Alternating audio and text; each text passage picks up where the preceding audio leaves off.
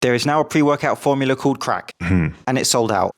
Just a quick check before we continue. Can everyone at the back of the room hear? He said what's king never is king. I think he's about to KO Kenny's eardrums. I digress, a bit of housekeeping. Steve Will Do It has had his YouTube channel deleted. It's not all bad then. And he's mad, he can't believe it. He got typing on his phone to show his disbelief at the decision. He can't understand why the guy who makes When He's Sleeping I Will Piss On Him videos had his channel deleted. It's a complete mystery, mate. What a loss to content creation that guy is. Fousey is the latest YouTube legend to have become a boxer. So he lost the fight. I think he was fighting another social media guy. I have no interest in these types of fights. But in terms of recomposition, I mean, good for him. There are easier ways of getting in shape than being punched in the face. But if there is one upside, I suppose, to these YouTube boxing fights, perhaps people improving their body composition is a good thing. But I just want to give you this sort of disclaimer. Whenever you see anything like this and you see their recomposition and it's impressive, just be aware again that that is a specific recomposition for a sporting purpose. And in this case, he's got extremely, extremely lean. Now, the question is, can he sustain that when he's not fighting? Can he sustain that leanness? I'm gonna give everybody a second to tune in. Not sure the new disguise will work, Vince. Good try, though. I know I'm going live, unannounced. Either that or he's auditioning for a 70s porno. I didn't watch the rest of his life. I imagine it's that. How can you make bodybuilding.com any more of a parody? Why did I buy bodybuilding.com?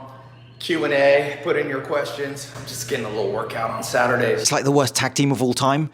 Was it Shawn Michaels and Diesel? They didn't do well together, did they? I don't know. Ty's become a fitness misinfluencer, posting crap all over his social media. Surround yourself with people who don't let you give up.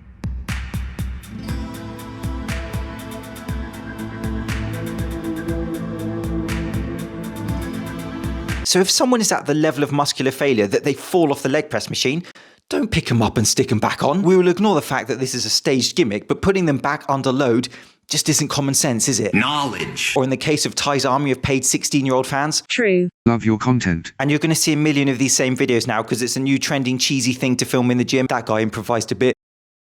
Pre-activating the glutes there. How to get sacked as a personal trainer on your first day. Or failing that, just do this.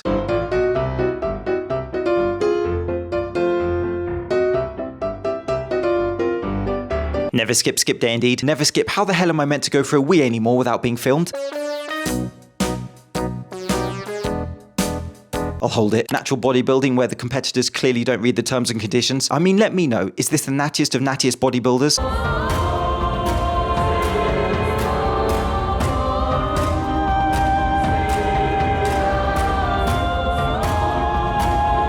True natural bodybuilding, the best of the best natural athletes. What's with all these beast women? So this is the new viral video from September of 2022. It's got 10 million views. Watch these guys react to me deadlifting twice my body weight.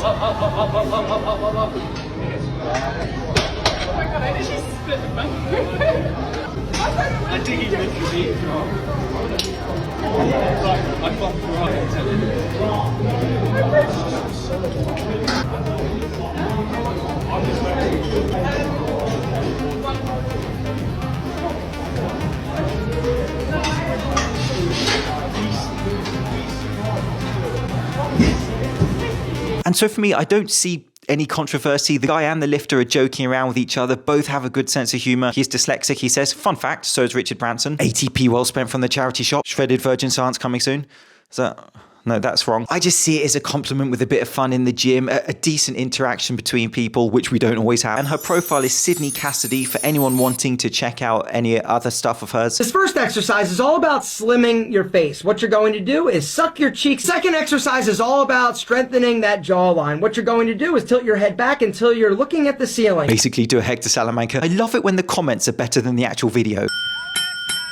All right, close your mouth and puff up your cheeks. Move the air from one cheek to the other cheek. Those guys, give it a try. The truth is that if we do not utilize our facial muscles and strengthen them, I think you get enough facial exercise screaming at camera, Aaron. they get soft, they get saggy, and if they're strong in tone, I was watching his video, waiting for the comedic punchline at the end of the video. It never came. Me at 19, giving up everything I planned to give fitness a chance. Me today at 21, full-time fitness content creating, completely in love with what I do. Being the idiotic practice of taking SARMs at such a young age. Goodbye, nuts. We all love such a motivational story.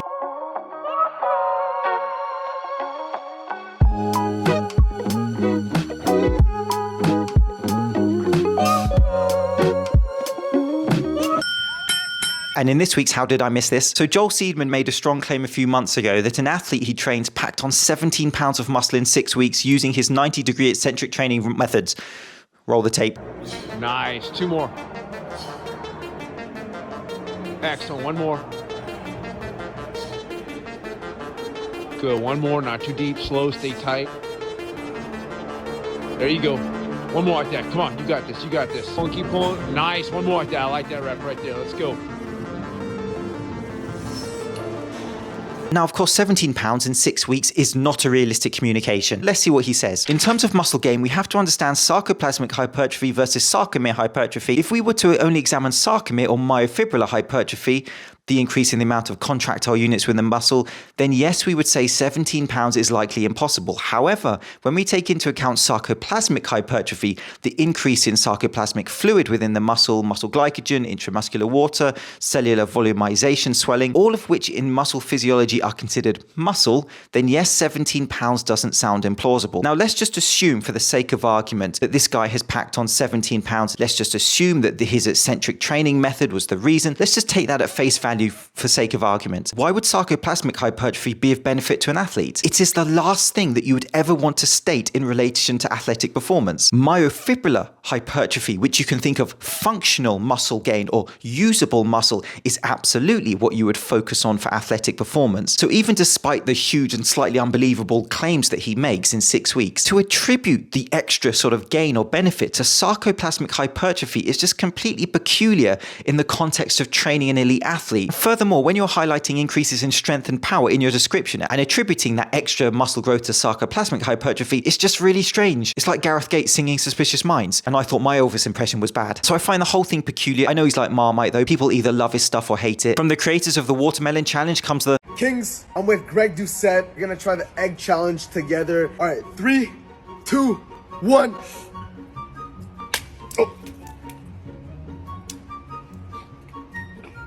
Oh. I'm now going to start every video with Kings. Kings. Come on, guys, between the guns or not at all. And since we're now just taking random foods and squishing them between our mitts in the name of challenges, I recommend the prickly pear challenge next. Kings. If you want to grow a bigger chest, here's a pro tip. So we all know that the best gains are made when we push a set close till failure, if not till absolute failure. But did you know we can even take it a step further and work past failure? So my reps come under the umbrella of a whole host of training protocols where you can manipulate rest. You can think of it as a rest pause sort of variation of training with something called Myo Reps. Myo Reps are an advanced technique to progressively overload and help you increase your gains even if you seem to be plateaued. And so Myo Reps were created by Fousey in 2006. He has this free online article explaining his ideas in depth for any of you wanting more information. And so here, for example, he explains his protocol. You perform the regular set, or what he calls an activation set, where you can stop a few reps short of failure. You then take 3 to 5 deep breaths and knock out the Myo Reps, which are 3 to 5 mini sets of 3 to 5 reps. What you want to do on chest day is for your last few sets of bench, rep it out until absolute failure, and then after that, take a 10-second break. After which you want to immediately do another set till failure. And with anything like that, the main benefit would be time efficiency. You're only going to be able to do 1 or 2, but that's okay. Those few extra Myo Reps are huge because you've essentially pushed your muscles till failure twice in 1 set. Now, firstly, if you're going to go to failure on a bench press or at a high RPE with Myo Reps, for example, it's probably a good idea to have a spotter with you or a training partner with you for safety. And so training is relatively simple in essence. Challenge the muscle consistently. When you look at anything like this, Myo Reps, it's just another tool that can be used. There are so many different protocols manipulating rest times, the tempo of lifting, manipulating weight between sets. You have pyramid training, you have advanced methods such as drop sets, supersets, biomechanical similar supersets where you're training the same muscle group back to back. The list is essentially endless. The key point is none of this is a must do. None of this is a unique super hack to muscle growth. They are just different options for you. And by using different training protocols, it can also keep things fun in the gym. Change equals adaptation. And I also want to state that when you see anything like this on TikTok, this stuff is not for beginners. I think that's an important point he can include in his video. This is for more experienced lifters who perhaps want to incorporate different methods of overload. But here's another important point. Whenever you see any type of failure training protocol or Myo Reps, for example, you need to consider recovery time, especially if you're natural. If you're going to train to failure, and I have in-depth videos on this, your recovery time between sessions will increase. Of course, you can weigh up the benefits, but also think of the disadvantages and most importantly, apply to your needs. Let me know what you think about them. Kings. See you soon.